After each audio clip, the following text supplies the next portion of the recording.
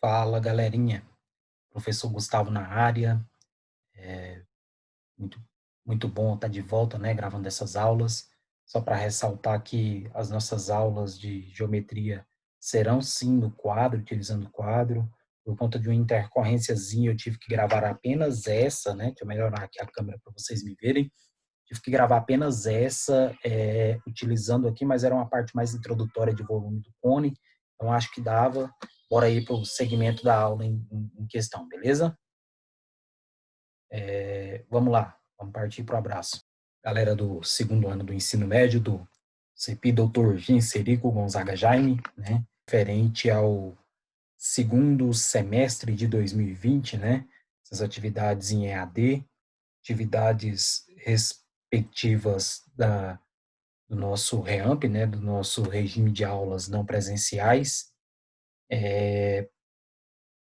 Lembro para vocês que toda essa perspectiva de trabalho que está sendo elaborada, vocês já experimentaram da perspectiva da análise do caderno de vocês estão sendo avaliados tanto no comportamento, participação, frequência pelos grupos de WhatsApp, pela plataforma que nós estamos utilizando, que é o Classroom, como também é, a apresentação do caderno de vocês e a partir também das checagens de aprendizagem, certo? Então, hoje, a gente inicia mais um fluxo, mais um processo, dando mais um passo, com base na matriz curricular prevista para a segunda série do ensino médio, dos conteúdos que nós temos como previsão trabalhar neste semestre. Para o segundo ano do ensino médio, hoje nós começamos a falar de geometria espacial, começamos a introduzir a geometria espacial e compreender algumas condições básicas de figuras tridimensionais, né, em escalas específicas, em dimensões específicas de cálculo de não somente de área, mas também de volume, né, de figuras espaciais. E quando eu venho compartilhar com vocês essa respectiva relação de dimensões, eu gostaria de relembrar algumas condições para dimensões, que quando a gente fala em dimensão linear, sempre nós teremos grandezas de medida em metros, né? Ou quilômetros, por exemplo. A distância de um ponto A até um ponto B dá tantos metros, né? Quando nós estamos falando de figura geométrica plana bidimensional, duas dimensões, né? Nós começamos a analisar o conceito de área, capacidade interna, né? De preenchimento ali, o tamanho da figura, vamos dizer assim, abre aspas. E nesse caso a gente trata de dimensão quadrada. Então, nós teremos ali o metro quadrado, quilômetro quadrado, centímetro quadrado, né? Independente dessa ordem aí, só para a gente relembrar. E agora nós começamos a ver algumas abordagens tridimensionais. O que são essas abordagens tridimensionais?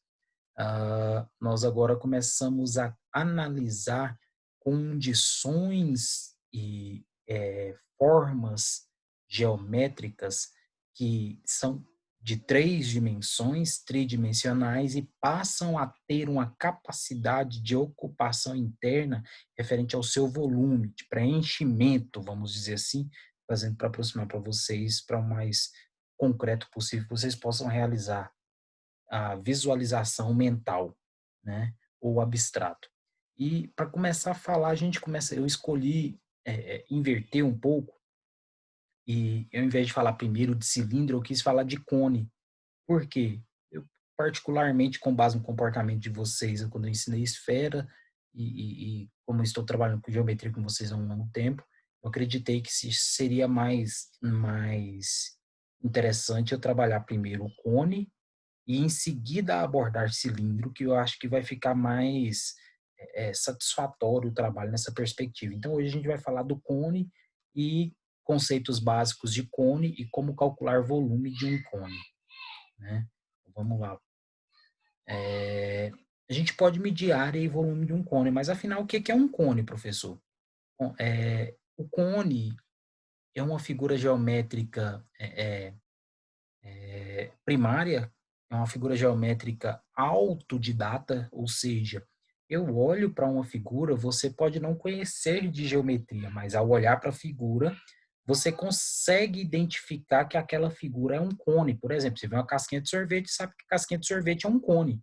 Por quê? São noções primitivas que a geometria nos insere culturalmente que facilitam a identificação dos formatos de figura, como aconteceram para algumas figuras geométricas planas, as bidimensionais, a gente olha e sabe que determinada figura é um quadrado, determinada é um triângulo, determinada é um retângulo. E eu trago o triângulo para evidência para falar para vocês que o cone, ele é um sólido de revolução. O que que é revolução? Um sólido capaz de dar uma volta de 360 graus e identificá-lo.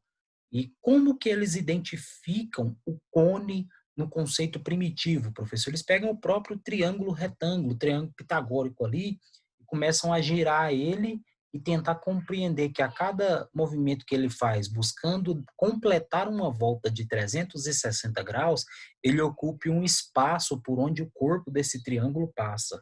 Se você imaginar esse processo de pegar um triângulo na cabeça e ir girando ele, e onde ele está passando, está demarcando no espaço, onde ele está passando ali no processo de revolução, segmentos de retas, você consegue começar a visualizar o formato de um próprio cone. Então, a gente tem como origem no triângulo retângulo a perspectiva de revolução para surgir o cone, que é o que a gente estuda. É uma figura autodidata, não é segredo para nenhum de vocês. Nós temos N figuras é, é, é, praticantes na nossa vida, no nosso dia a dia, no nosso cotidiano, que nós sabemos que é um cone.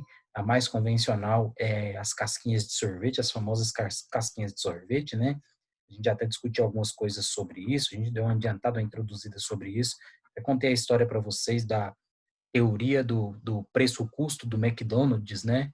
Que utilizou, ao invés de gestores, contadores, administradores, para calcular como produzir uma sobremesa de sorvete, onde ele deixaria o cliente satisfeito, mantesse a qualidade e reduzisse o gasto com matéria-prima para produzir, né? Desse a impressão para o cliente que ele estava comprando muito, mas na perspectiva do formato da figura geométrica que ludibriava esse cliente. É assim que surge a famosa casquinha de sorvete do McDonald's. Existe até uma história no YouTube, para quem quiser ver depois sobre isso, né? O Cone dá essa perspectiva de que, principalmente quando você está pensando lá no processo de encher a casquinha de sorvete na máquina de sorvete do McDonald's, por exemplo, em espiral, conforme ele vai enchendo, você tem a sensação de que está preenchendo a parte interna do volume, na capacidade interna do cone total, né? E se você for analisar, medir quantidade, volume de sorvete saindo em espiral da máquina, e se você pegasse bolas de sorvete, como é convencionado no nosso país, né, com aquele talherzinho que você pegava e colocasse, você ia ver que você ia gastar muito mais sorvete com a bola do que em espiral. Então, isso é uma jogada do McDonald's para reduzir custos, manter o produto do mesmo preço e construir merchan, marketing, né, name right, nome forte em cima desse produto, que é a própria marca bem intrínseca do McDonald's, né? Mas voltando aqui para a geometria, a primeira condição que a gente traz para vocês é de planificar o cone. Quando eu planifico o cone, ele se torna essa segunda figura geométrica aqui na direita que vocês conseguem visualizar, né? Se torna essa figura aqui, ó, planifico, ou seja, como que eu consigo visualizar isso na prática, professor? Chapeuzinho de festa de aniversário de crianças, né? Você pegar o chapeuzinho de festa de aniversário de criança e, e vamos dizer, abri-lo, né? Planificá-lo, você passa a identificar, você passa a identificar o cone planificado, né? Então, assim, é o formato de cone planificado, né? E ele predispõe aqui um segmento circular aqui, que é como se você extraísse o círculo que forma ali, eu vou usar um termo pejorativo, mas que forma, para vocês compreenderem, que forma a boca do cone, né? Pensa na casquinha de sorvete, a região onde se insere o sorvete ali. A gente sabe que é uma circunferência, né? E se é uma circunferência, tem toda uma condição geométrica de definição para ela, certo? E na planificação da própria figura geométrica cone, aqui no corpo do cone, né, a gente consegue visualizar, então, remeter a perspectiva de um triângulo, né? Como se eu tivesse pego mesmo um triângulo, gerado revolução nesse triângulo, certo? E o próprio cone, à esquerda, vocês veem o formato dele aí montado, que não é surpresa para ninguém, né? E é o próprio cone aqui. A gente tem por analogia que a boca do cone, né, o que nós combinamos de dizer para ficar mais claro, né, a base do cone, que é uma circunferência, né, e o corpo do cone, que é a região ali, pensa aí a região onde você apoia a palma da sua mão na casquinha de sorvete, é a região que é, vamos dizer, o corpo principal do cone, ou a famosa área lateral do cone, né? O que é a área lateral? É toda essa região externa do cone, onde você apoia a palma da mão na casquinha de sorvete para segurá-la, né? E se a gente delimita aqui um segmento lateral de reto, um dos lados, né, desse cone, tivesse traçando uma linha imaginária aqui, ó, do, da, da, da, do vértice desse cone até uma região, um ponto qualquer do arco aqui, que fosse uma linha que eu delimitasse como parte para analisar, vamos supor que eu delimitei essa linha aqui, né? Essa linha aqui, vamos supor que eu delimitei ela. Então, um segmento de reta imaginário que compõe a área lateral de um cone, né? Nós damos o nome dela de geratriz, né? Por isso o Gzinho aqui, que também nós já abordamos, né? Então, se a gente desenvolve a superfície lateral de um cone circular reto qualquer, né, nós temos um setor circular, né? E esse setor circular, ele tem um raio qualquer, a gente pode chamar esse raio de G, né? E tem um comprimento, né? Que é o próprio diâmetro da circunferência, beleza? Tem até a fórmula aqui, né? E então isso se trata da base, ou seja, ao planificar um cone, eu vou ter uma base aqui que vai gerar para mim um setor, que a gente chama de setor circular, que foi gerado. Se é um setor circular, se é um círculo, né? Nós temos aqui um raio qualquer, esse raio tem uma medida, né, unitária, e temos logo um tamanho para essa circunferência, que nada mais é que o quê? O tamanho da circunferência, o próprio diâmetro, o dobro do raio, o diâmetro da circunferência, né? Que é calculado como? A famosa formulazinha do diâmetro, 2πr, certinho? Tamanho, vamos dizer assim, da circunferência. Então não tem segredo. Esse é o cone, beleza? Professor, o que que a gente vai trabalhar com o cone? Alguns exercícios pré-didáticos, né? Exercícios pré-complementares, onde envolvem conceitos de cone, cálculo de volume, cálculo de área lateral, área total, que a gente vai estar brincando com 3 fórmulas diferentes, né? Hoje eu trago para vocês o volume do cone, a gente vai focar no volume do cone. E, professor, mas como que eu calculo o volume do cone? Para a gente determinar o volume de um cone qualquer, a gente tem que calcular o volume dos sólidos de revolução que compõem o cone. Entre eles, por exemplo, a base do cone, eu já não falei, vou ter que calcular o volume ou uma medida específica da circunferência para calcular a medida de volume do cone, a capacidade do cone, né?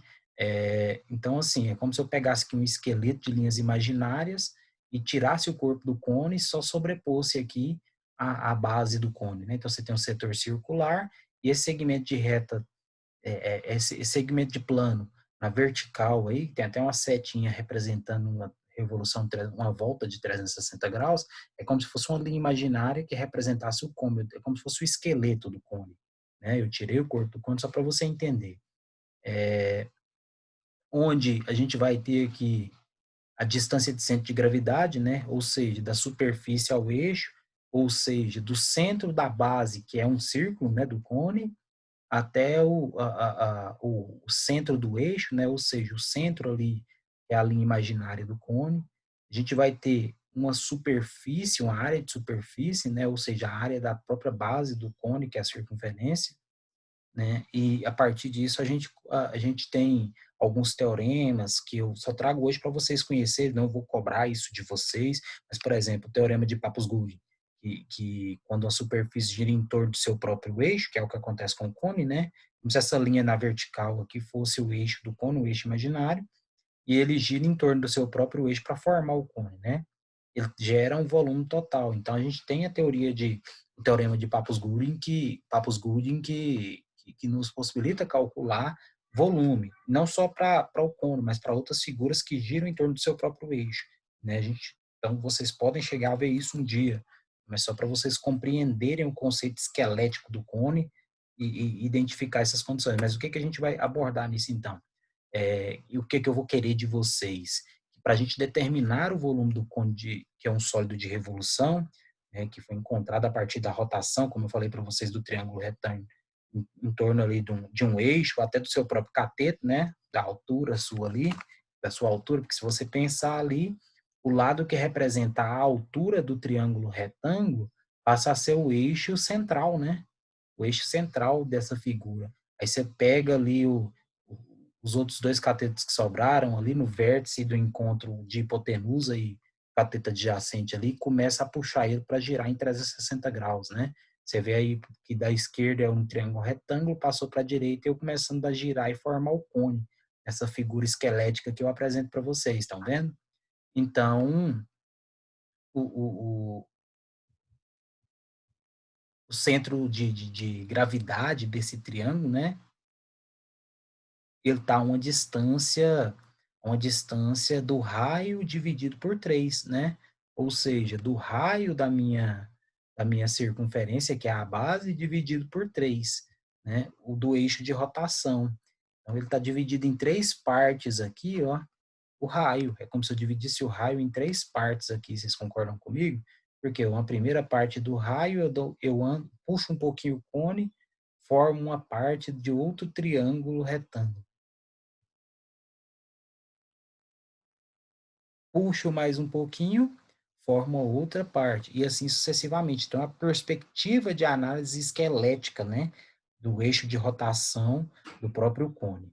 Né? E como que eu calculo, professor, o volume desse cone? Todos os exercícios vão pedir para você o volume ou uma aplicação em específico do volume desse cone. Mas essa é a famosa fórmula do volume do cone. Ó. Essa aqui é a famosa fórmula do volume do cone. Volume do cone é igual a 1/3. Acabei de explicar para vocês por que de 1/3. Você vai ter aqui, ó, 1, 2, 3. A terça parte de um raio aqui, ó. A terça parte de um raio. Esses 3 caras aqui, ó, nessa região de arco aqui, representam a terça parte de um raio. Eles representam que a terça parte de um raio. Então, 1/3 de πr ao quadrado vezes a altura. Ou seja, o que eu fiz, professor? Eu simplesmente considerei a altura. Por que eu considerei a altura? Porque a altura do meu triângulo retângulo aqui, ó, passa a ser o eixo onde eu vou girar em torno dele, né? O eixo referencial de rotação do meu triângulo retângulo para formar o cone. Multipliquei a altura porque eu tenho que levar em consideração a altura desse triângulo para a hora que começar a girar, determinar para mim uma condição de cone formado e a capacidade desse cone, multiplicado por 1/3 de πr ao quadrado. Por que πr ao quadrado? Né? Nós estamos falando aqui de uma base circular, de uma circunferência. Então, essa é a fórmula do volume do cone. 1/3 de πr ao quadrado vezes a altura, né? 1/3 da minha base circular, πr ao quadrado, circunferência, vezes a altura. Então, eu estou calculando a capacidade área da minha circunferência, que é uma base do meu cone, multiplicando pela altura, porque a altura nada mais é que o lado do triângulo retângulo que eu tomei como eixo central para girar em torno dele e formar o cone. Multiplicado pela terça parte. Por que a terça parte? Porque a gente tem ali na capacidade de rotação, conforme vai girando, assumindo pontos que dividem em 3 partes o raio da minha base, que é uma circunferência. Essa é a condição e essa é a fórmula, não tem muito segredo.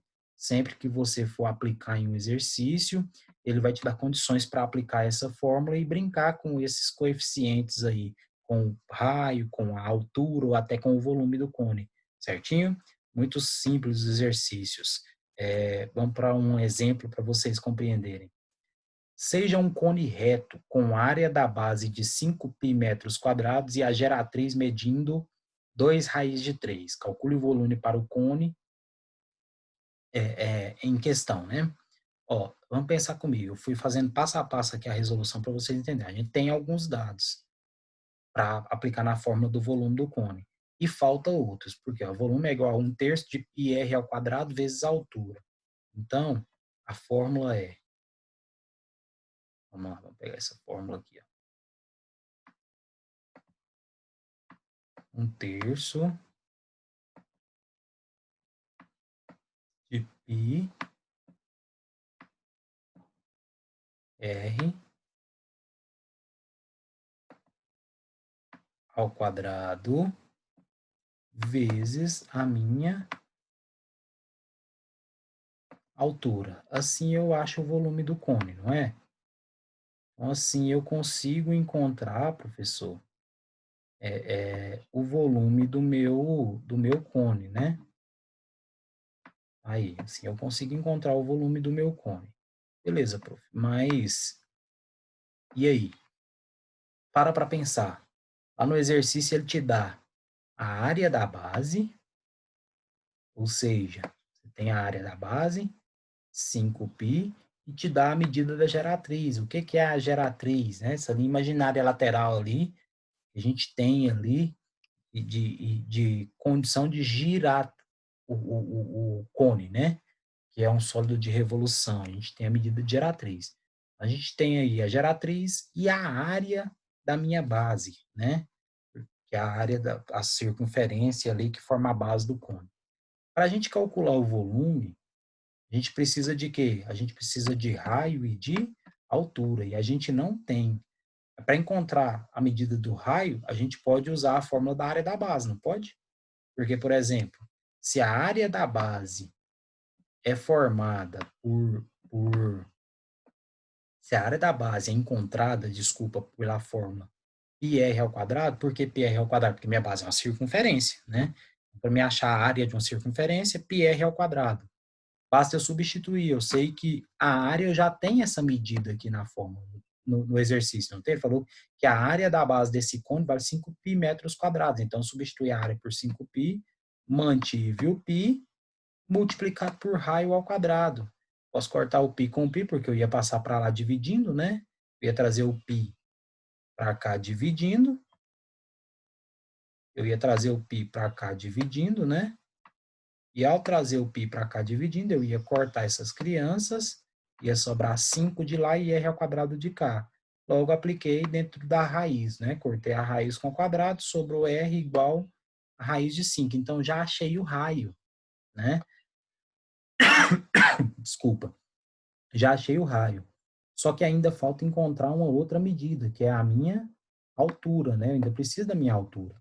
Então, o que eu fiz? Busquei lá a relação da geratriz. O que a geratriz me fala? A geratriz nada mais é que a relação pitagórica direta entre os catetos do triângulo que eu girei 360 graus para formar um cone. Então, a própria geratriz é encontrada usando a relação de Pitágoras, ou teorema de Pitágoras, que é aquela formulazinha que a gente já previu, que é geratriz ao quadrado é igual raio ao quadrado mais altura ao quadrado. Eu tenho as medidas de cada um, não tenho? Então, substitua a geratriz, que o exercício me deu, 2 vezes raiz de 3 ao quadrado, que é igual, o raio eu encontrei, deu raiz de 5 ao quadrado, que é teorema de Pitágoras, mais o h ao quadrado eu conservo, que é quem eu quero encontrar, certo? Logo, ao resolver aqui, eu posso desmembrar, né? Vai ficar 2 ao quadrado vezes raiz de 3 ao quadrado, igual. Ó, propriedade de radiciação e potenciação. O raiz de 5 está elevado ao quadrado. O que eu fiz? Eu transformei isso e fatorei essa criança aqui, ó, e voltei ela para a raiz de 5 ao quadrado, né? Ou seja, eu trouxe o quadrado para junto do número que está dentro da raiz, né? Fatoração de radiciação, né? Não vamos nem perder tempo com isso, que até revisão a gente já fez disso com vocês segundo ano passado, lá no primeiro, né? Mais a altura ao quadrado, certo? Que é o que eu quero encontrar. Tem uma expressãozinha numérica muito simples agora, é só resolver. 2 ao quadrado dá 4. Raiz de 3 ao quadrado é a mesma coisa que raiz de 3 vezes 3, vai dar raiz de 9, né? Só brincando com essa criança aqui para fatorar, que é igual. Raiz de 5 ao quadrado é a mesma coisa que raiz de 5 vezes 5, né? Porque 5 ao quadrado não é 5 vezes 5. Então vai dar raiz de 25 aqui embaixo. Logo, raiz de 25, a gente sabe o resultado. Mais o h ao quadrado. Agora é só resolver. Ó, 4 vezes raiz de 9 é 3, igual. Raiz de 25 é 5, mais h ao quadrado.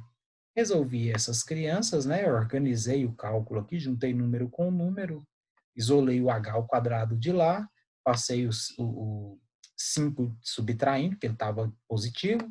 Logo, eu tenho aqui, então, h ao quadrado, que é igual a 7, né?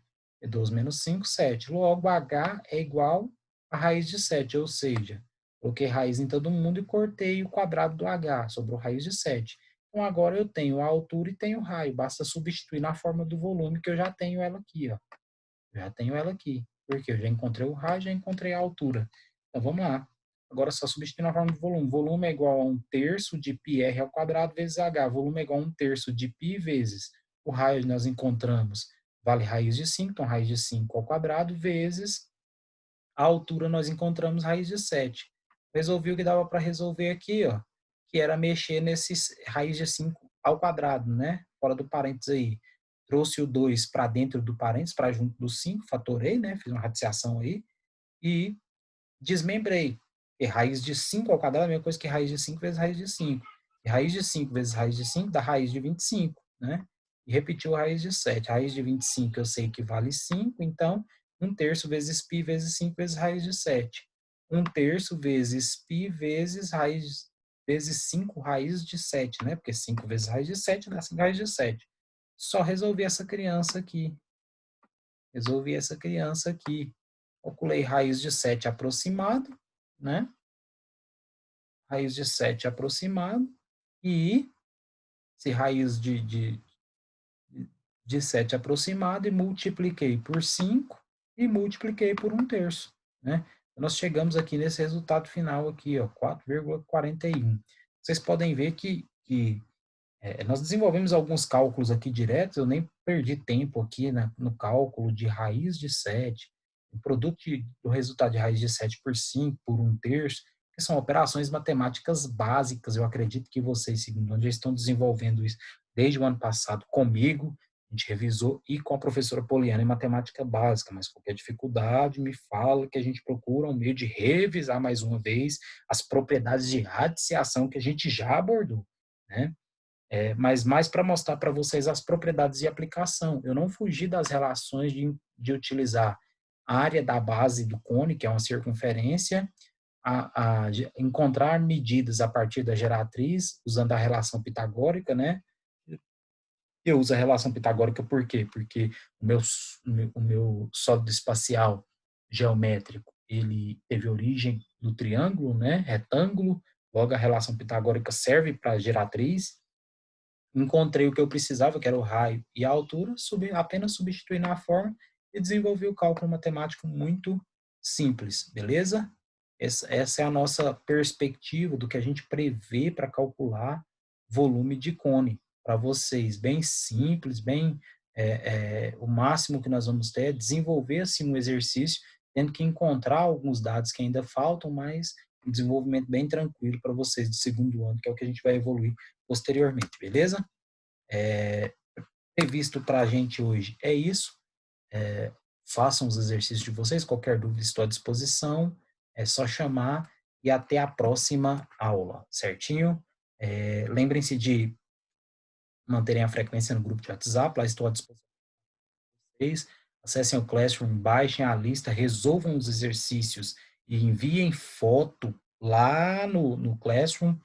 para mim poder estar validando e avaliando vocês, né, mantendo o caderno de vocês completos e validando também a frequência de vocês nos dias das aulas de geometria dos segundos anos, tá ok? Até a próxima, nós ficamos por aqui, valeu, um abraço.